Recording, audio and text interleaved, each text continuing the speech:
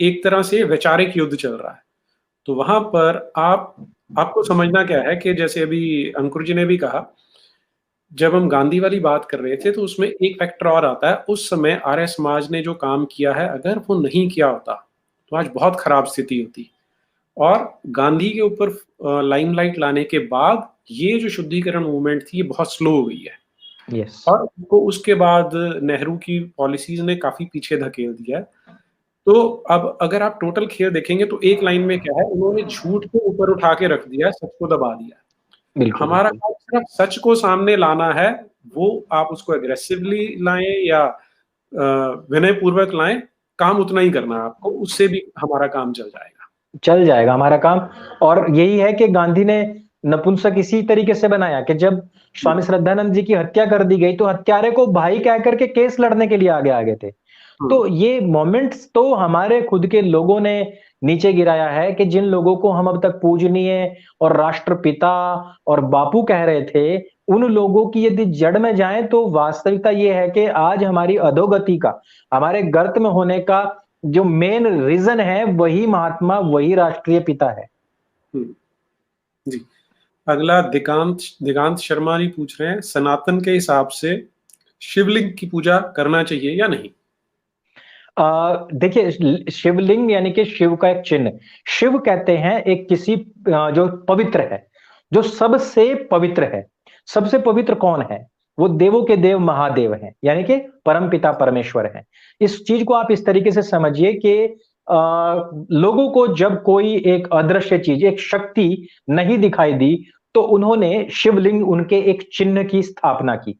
और यह भी निराकार है।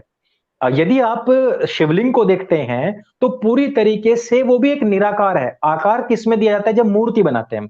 शिवलिंग महादेव परमपिता परमेश्वर का एक स्थूल स्वरूप बना करके लोगों ने एक तैयार किया। यदि आप उसको परमपिता परमेश्वर के रूप में मानते हैं तो वास्तविकता ये ध्यान देने की है कि उनके आदर सत्कार में परमपिता परमेश्वर के आदर सत्कार से लेश मात्र भी कमी नहीं होनी चाहिए।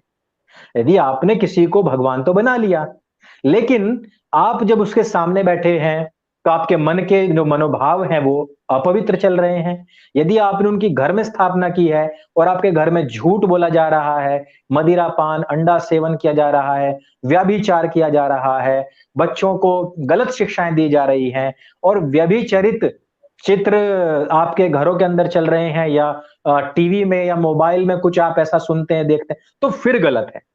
फिर गलत है। फिर तो आप उनको जैसा उनका महादेव का जैसा उनका स्वरूप फिलहाल है, वैसा ही रहने दीजिए। भाई हम अपनी श्रद्धा के चलते हुए उनको स्वरूप भी देते हैं। भाई श्रद्धा है, हमारी आस्था है, तो हमने स्वरूप तो दे दिया, लेकिन फिर जो आस्था है उसमें कमी आ जाती है। ईश्वर के, परमेश्वर के आदर में, सत्कार में कमी नहीं आनी चाहिए। फिर आपने मान लिया तो मान लिया। यदि उन पर जरा सा भी, आप ये समझिए कि आपके ऐसे परम पितामह हैं जो आपके लिए सबसे बड़े हैं, वो दादा आपके एक जगह पे बैठे हुए हैं, उनके ऊपर एक मक्खी तक नहीं बैठनी चाहिए फिर। अब आप ये सोच लीजिए, पूजन कीजिए, मैं मना नहीं करता हूं, लेकिन आप ये देखिए कि उनकी गरिमा क्या है। गरिमा को ध्यान में रखते हुए ही स्थापना कीजिए, फिर आपका पूरा समय उन्हीं के लिए जाएगा। फिर आप ये समझ लीजिए कि यदि उसको कोई उखाड़ने के लिए आता है, उसको कोई उसका भंजन करने के लिए आता है, तो आपकी गर्दन सबसे पहले कटेगी। आप उस पे लेश मात्र भी हानि नहीं आने देंगे। लेकिन आज के समय में तो ऐसा नहीं है। हम श्रद्धा में, आस्था में आकर के बना तो सब कुछ देते हैं, लेकिन जब उनके टूटने का समय आता है, जब उनको गाली देने का समय आता है, तब क्या होता है? तब हम चुपचाप सुन के बैठ जाते हैं। एफआईआर तक नहीं कर पाते हैं, मंदिर के मंदिर टूट जाते हैं, केस लड़े जाते हैं। भगवान श्री रामचंद्र जी के लिए भारतवर्ष में सुप्रीम कोर्ट के अंदर केस लड़ना पड़े और मुझे उसके गवाह प्रस्तुत करने पड़े, मुझे उसके सबूत देने पड़े, इससे ज्यादा निम्नता मैं मानता हूं कि श्री राम भक्त के लिए नहीं है। आपने उनकी गरिमा में ठेस आने दी है। भारतवर्ष के अंदर भले इसको आप सेकुलर कहें, संविधान को सेकुलर कहें, लेकिन आपने गवाही दी, आपने वहां गवाह पेश किया, आपने सबूत देने पड़े, ये ही मेरे लिए बहुत निम्नतम बात है। आप ये समझिए कि भगवान की स्थापना कीजिए, मैं मना नहीं करता हूं, बहुत अच्छी बात है। आपको अदृश्य रूप दिखता नहीं है, योग आप करते नहीं हैं, क्योंकि योगी को तो दिखते हैं। योग आप करते नहीं हैं, तो आप ये समझिए कि स्थापना अवश्य करें, लेकिन उनकी जो मर्यादा है, जो उनका एक प्रभुत्व है, उसके अंदर लेश मात्र भी कमी ना आए। कॉम्प्रोमाइज़ ना हो। जी। कॉम्प्रोमाइज़ नहीं करना है फिर। जान मैं चली जाए लेकिन उनके उनके वैभव में कोई कमी नहीं आनी चाहिए, क्योंकि वो इस संपूर्ण अखिल ब्रह्मांड के पिता हैं। आपके हुँ, पिता नहीं है। देखिए, हम अपने पिता तक को भी कभी थोड़ा बहुत भी उनके सामने कोई गलत कार्य नहीं करते। वो हुँ, अखिल ब्रह्मांड के पिता हैं। जी। आगे अगला पूछता हूँ अंकुर जी। जी। सूद रॉक पूछ रहे हैं, हिंदुओं में उम्मा या हिंदू भाईचारे की भावना कैसे पैदा करें? हिंदुओं को फिर से हथियार प्रेमी कैसे बनाएँ? वाह! हथियार प्रेमी हम इस तरीके से बना सकते हैं। देखिए, सबसे पहला सुख है निरोगी काया। जब काया निरोगी होती है ना, तो उसी हाथ में हथियार भी अच्छा लगता है। यदि आप मेरे पिताजी का एक कहावत है, हमारे मुज़फ्फरनगर में ही कहावत है, सहारनपुर की तरफ, "उसाण पड़े का हथियार", यानी कि जिसके अंदर जज़्बा है, उसी के लिए हथियार बना है। डरपोक व्यक्ति के लिए हथियार नहीं बना है। हुँ, जो व्यक्ति डरपोक है, कायर है, यदि उसके हाथ में बंदूक कोई भी आज अच्छी से अच्छी दे दीजिए, जिसके पास में जज़्बा है, वो उसको छीन के भी वापस उसको मार सकता है।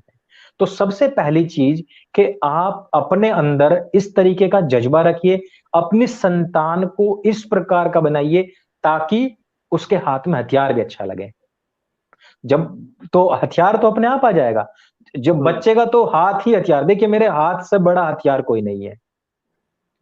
मैंने कहा ना कि जब व्यक्ति साहसी होता है, वीर होता है, तो उसके हाथ से बड़ा हथियार नहीं है। तो आपको करना क्या है? अपने बच्चों को वही वापस मैं जो शिवाजी महाराज की, महाराणा प्रताप की वो कहानियाँ आपको सुनानी है। आपको बताना है किस प्रकार से उन्होंने बिना हथियार के भी लड़ाई लड़ी और हथियार जब हाथ में आ गया, तो उस घुड़सवार समेत घोड़े तक को वो काट देते थे। वो हुँ, चीज़ें जब तक आप अपने बच्चों को नहीं सुनाएँगे, जब तक आप इमरान हाशमी, शाहरुख खान को उनका आइडियल बनाते रहेंगे, तो वो तो फिर वही करेंगे ना, वो हाथ ऐसे ही हिलाते रह जाएँगे बस। वो हुँ, उसी स्थिति में रहेंगे। तो घरों के अंदर पहली चीज़ किसी भी प्रकार का जो टीवी आदि है, जो जिसमें कि गंदे विज्ञापन चलते हों और गलत गाली-गलौच वाली जो फ़िल्में चलती हों, वो बंद कर दीजिए, पहली चीज़। दूसरी चीज़ कि अपने बच्चों को बचपन से ही माता जीजाबाई की तरह ही वीर बनाने का प्रयास कीजिए, ताकि आपका बच्चा 16 साल की उम्र में किले जीत के लाए। तो हुँ, अपने आप हो जाएगा। बच्चा तो खुद कहेगा मुझे हथियार चाहिए, जब उसके बाहु में बल होगा, तो वो अपने आप ही कह देगा। आपको ज़बरदस्ती अपने बच्चों के हाथ में हथियार देने की आवश्यकता नहीं है और सबसे बड़ा हथियार यहाँ बैठा हुआ है। हुँ। ये ऐसा हथियार है जिसके सामने बड़े-बड़े टैंक, बड़ी-बड़ी तोप, बड़ी-बड़ी बोफोर्स, बड़े-बड़े टाइकून ये सब फेल हैं। तो आप अपने बच्चों को बौद्धिक क्षमता से और शारीरिक क्षमता से अच्छा बनाइए, उनको देसी गाय का दूध पिलाइए, उनको योग, प्राणायाम, एक्सरसाइज़, दंड और ये आसन वगैरह सब करवाइए, सब स्वतः हो जाएगा। अभी अ, विनय जी के साथ, तुफैल जी के साथ एक ऐसी चर्चा रखी थी, तो उन्होंने एक चीज़ बोली थी जो आप सभी कर सकते हैं। अभी दुर्गा पूजा, दशहरा आने वाला है, तो उस दिन शस्त्र पूजन किया जाता है हमारे यहाँ पारंपरिक रूप से। बिल्कुल, बिल्कुल। तो उन्होंने एक सुझाव दिया कि घर में जितने लोग हैं, कम से कम उतने शस्त्र रखें, सबके लिए एक-एक ज़रूर रखें, उसकी पूजा ज़रूर बहुत करें। बढ़िया, बहुत बढ़िया, वो बहुत बढ़िया। स्टार्टिंग हो सकती है और अभी नवरात्रे चल ही रहे हैं, वहाँ से शुरू कर सकते हैं।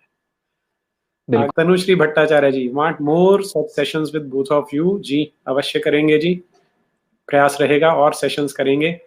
दिगांत शर्मा जी धन्यवाद दे रहे हैं, आपने जो उत्तर दिया है उन्हें। क्या एक अखंड ब्रह्मचारी को प्याज़ और लहसुन खाने की अनुमति है? ये पूछ रही नहीं, हैं अंकुश सैनी जी पूछ रहे हैं। हाँ, तो अखंड ब्रह्मचारी को तो नहीं है। इस हुँ, प्रकार से खाने का कोई अनुमति नहीं है। हरी हुँ, मिर्च खा सकते हैं, लाल मिर्च खाने का भी नहीं है और अधिक सोने का भी नहीं। मतलब बहुत सारे नियम हैं, तो ये जो आपने सवाल किया है, तो ये तो बिल्कुल भी नहीं है। हुँ। ठीक है जी, बहुत-बहुत धन्यवाद अंकुर जी और दर्शकों से हम अनुमति लेते हैं। जय हिंद, वंदे मातरम।